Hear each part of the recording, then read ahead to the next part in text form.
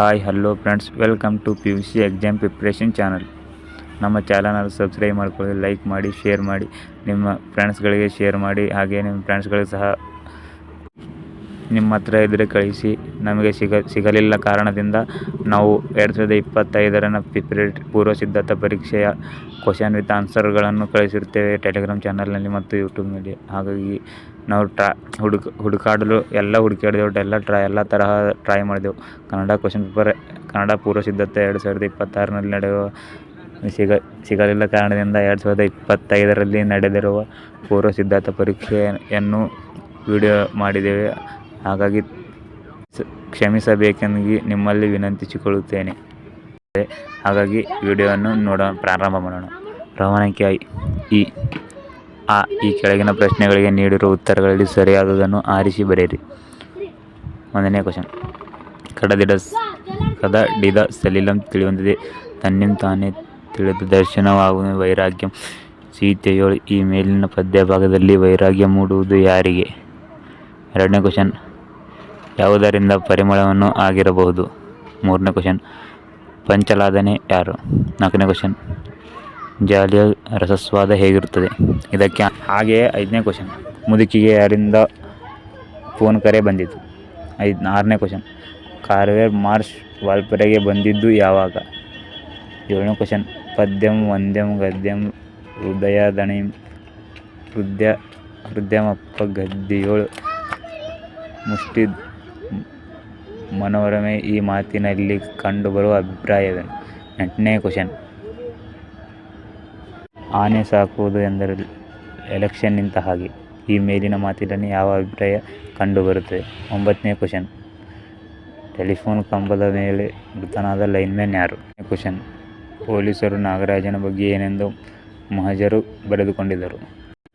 ಇವುಗಳಿಗೆ ಆನ್ಸರ್ ನೋಡೋಣ. 1ನೇದಕ್ಕೆ ಆನ್ಸರ್ ವೈರಾಗ್ಯ ಉಂಟಾದವರು ಆ. ರಾವಣ. 2ನೇದಕ್ಕೆ ಆನ್ಸರ್ ಅ. ಪುಷ್ಪದಿಂದ. 3ನೇದಕ್ಕೆ ಆನ್ಸರ್ ಇ. ದ್ರೌಪದಿ.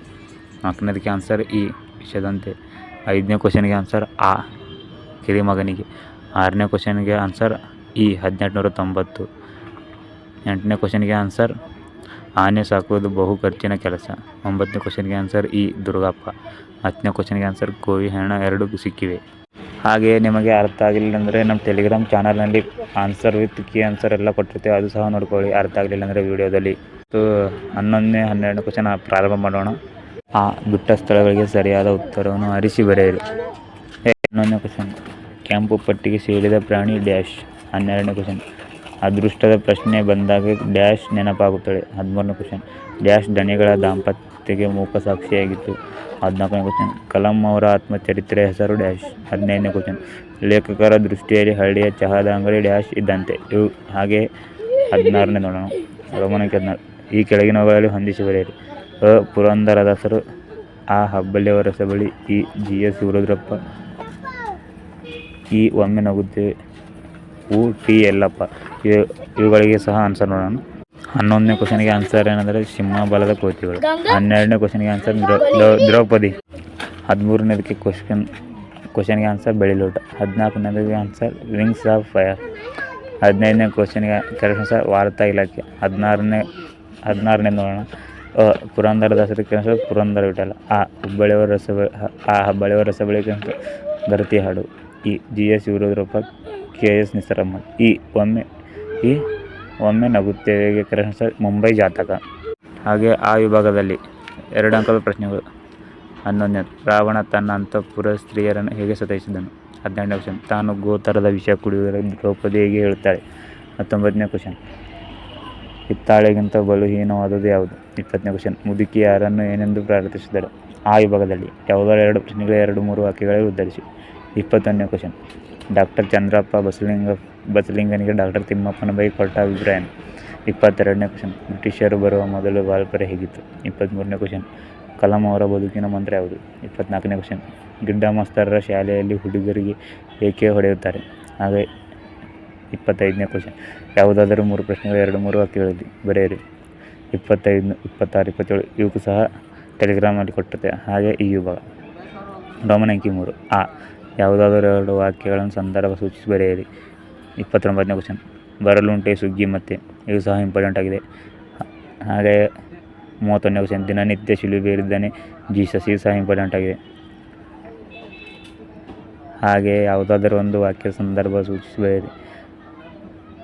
ಮತ್ತು ಅವರಿಗೆ ಮೂತ್ರಪಿಂಡದ ಕಲ್ಲು ಕಾಣಿಸಿರಲಿಲ್ಲ, ಇದು ಸಹ ಇಂಪಾರ್ಟೆಂಟ್ ಆಗಿದೆ. ಎನ್ಯುವಲ್ಗೆ ಸಹ ಬರೋ ಸಾಧ್ಯತೆ ಇದೆ. ಈ ಕ್ವಶನ್ ಸಹ ನೋಡಿಕೊಳ್ಳಿ. ನಮ್ಮ ಟೆಲಿಗ್ರಾಮ್ ಚಾನಲನ್ನು ಕೊಟ್ಟಿರ್ತೇವೆ ನೋಡಿ, ಜಾಯ್ನ್ ಆಗಿ. ಹಾಗೆ ಯಾವುದಾದರೂ ಒಂದು ವಾಕ್ಯ ಸಂದರ್ಭ ಸೂಚಿಸಬೇಡಿ. ಇದರಲ್ಲಿ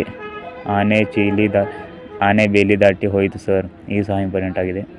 ಹಾಗೆ ಈ ವಿಭಾಗ, ರಾವಣನಲ್ಲಿ ಕಂಡುಬರೋ ಪಶ್ಚಾತ್ತಾಪವನ್ನು ಕವಿ ಹೇಗೆ ನಿರೂಪಿಸಿದ್ದಾರೆ. 38ನೇ ಕ್ವಶನ್, ಬಸವಣ್ಣನವರ ಪ್ರಕಾರ ನೈಜ ಭಕ್ತಿಯ ಲಕ್ಷಣಗಳ್ಯಾವು. 39ನೇ ಕ್ವಶನ್, ದ್ರೌಪದಿ ಅವಮಾನಕ್ಕೊಳಗಾದ 3 ಪ್ರಸಂಗಗಳನ್ನು ವಿವರಿಸಿ, ಇದು ಸಹ ಫಿಕ್ಸ್ ಕ್ವಶನ್ ಆಗಿದೆ. ಹಾಗೆಯೇ ಯಾವುದಾದರೂ ಒಂದು ಪ್ರಶ್ನೆಗೆ 5-6 ವಾಕ್ಯಗಳಲ್ಲಿ ಉತ್ತರಿಸಿ. ಇದರಲ್ಲಿ ಚಿನ್ನಮ್ಮ ಬೆಳ್ಳಿಲೋಟವನ್ನು ಮತ್ತೆ ಹೊಳೆಗೆ ಎಸೆಯಲು ಕಾರಣವನ್ನು ವಿಶ್ಲೇಷಿಸಿ, ಇದು ಫಿಕ್ಸ್ ಆಗಿದೆ ಇದು ಸಹ. ಹಾಗೆಯೇ ನಮ್ಮ ಪ್ಲೇಲಿಸ್ಟ್ನಲ್ಲಿ ಹೋಗಿ, ಕನ್ನಡ ಪ್ಲೇಲಿಸ್ಟ್ನಲ್ಲಿ ಅದರೊಳಗೆ 5 ಅಂಕ, 4 ಅಂಕ, 6 ಅಂಕ ಇಂಪಾರ್ಟೆಂಟ್ ಕ್ವಶನ್ಗಳಿವೆ. ಹಾಗೆ 43ನೇ ಕ್ವಶನ್,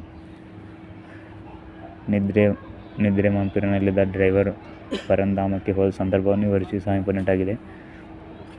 ಹಾಗೆ ವಿಭಾಗದಲ್ಲಿ ಬರುವ 2 ನಾನಾರ್ಥ ಪದಗಳನ್ನು ಬರೆಯಿರಿ, ಇವು ಸಹ ಇಂಪಾರ್ಟೆಂಟ್ ಆಗಿವೆ. ಎಲ್ಲವನ್ನು ಗ್ರಾಮರ್ ಯಾರ್ಯಾರಿಗೆಲ್ಲ ಕಾಮೆಂಟ್ ಮಾಡಿ, ಅದು ಸಹ ಸಪ್ರೇಟ್ ವಿಡಿಯೋ ಮಾಡುತ್ತೆ. ನಾವು ಚಾನಲನ್ನು ಸಬ್ಸ್ಕ್ರೈಬ್ ಮಾಡಿ, ಲೈಕ್ ಮಾಡಿಕೊಳ್ಳಿ.